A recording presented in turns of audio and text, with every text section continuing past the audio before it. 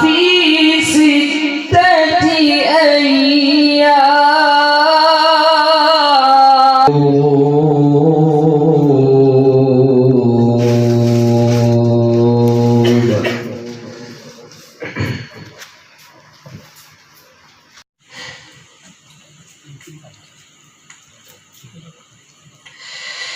من خشي الرحمن بالغيب وجاء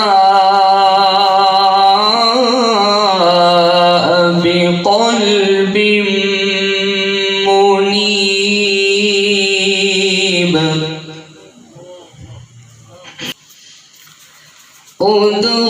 ادخلوها بسلام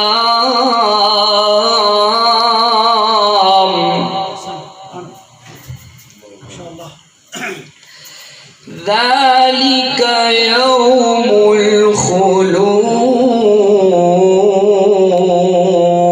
الخلود نور سے طیبہ کے مینار نظر آئے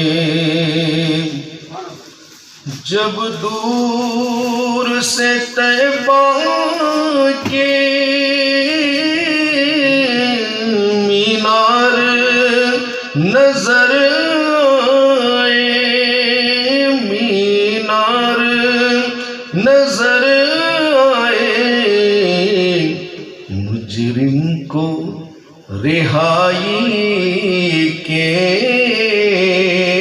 آثار نظر آئے مجرموں میں طیبہ کی ہواؤں میں مکے کی فضاؤں میں طیبہ کی ہوا سرکار نظر آئے ہم نے تو جدھر دیکھا سرکار نظر آئے تعریف کریں کیسے الفاظ نہیں ملتے تعریف کرے کیسے الفاظ نہیں ملتے جس وقت محمد کا دربار نظر آئے جس وقت محمد کا دربار نظر آئے زمین کو چومنے جنت کی خوشبو بار بار آئی جناب آمنہ کا چاند جب چمکا زمانے میں جناب آمنہ کا چاند جب چمکا زمانے میں قمر کی چاندنی قدموں پہ ہونے کو نثار آئی وَلَا تَجِدُ لِسُنَّتِنَا تَحْوِيلًا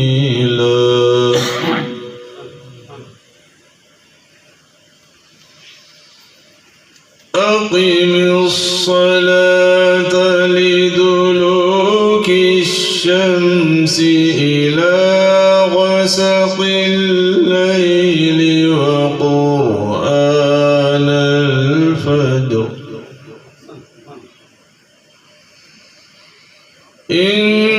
إن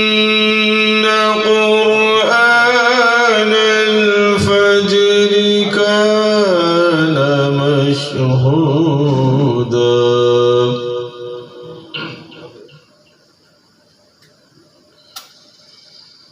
ومن الليل فتهجد به نافلة لك عسى أن يبعثك ربك مقاما محمودا.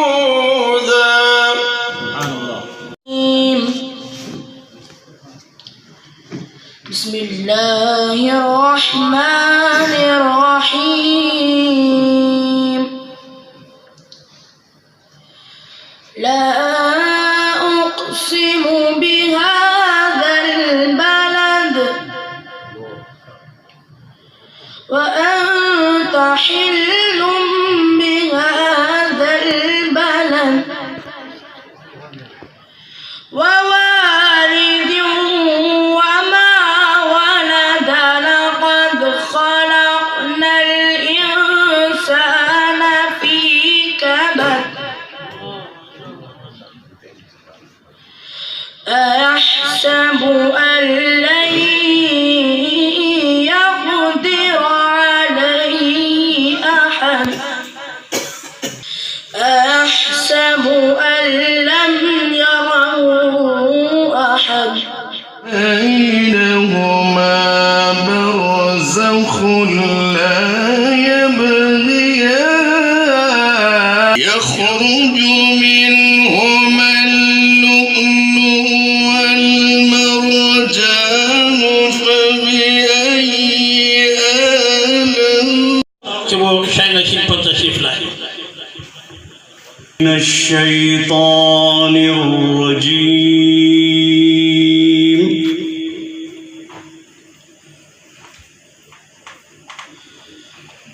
بسم الله الرحمن الرحيم. طه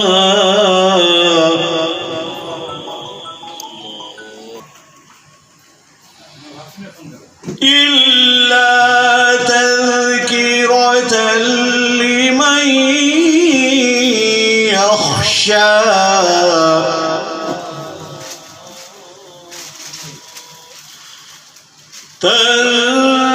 تنزيلا ممن خلق الأرض والسماوات العلى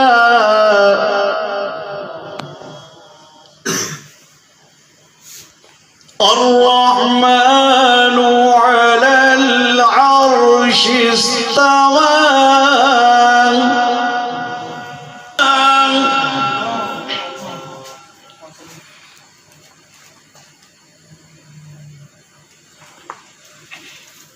الله لا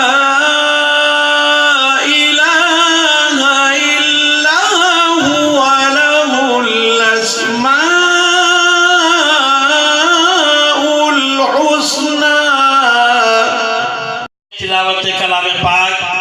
बयान मिसबाहुल खुर्रा हज़रत अल्लामा रईसी नज़री अलैहि रहमतु व रिज़वान साबिक़ा खतीब मक्का मस्जिद वो नायब शेखुल जामिया जामिया निज़ामिया यहाँ मुनक़िद हुई है। लजनतुल खुर्रा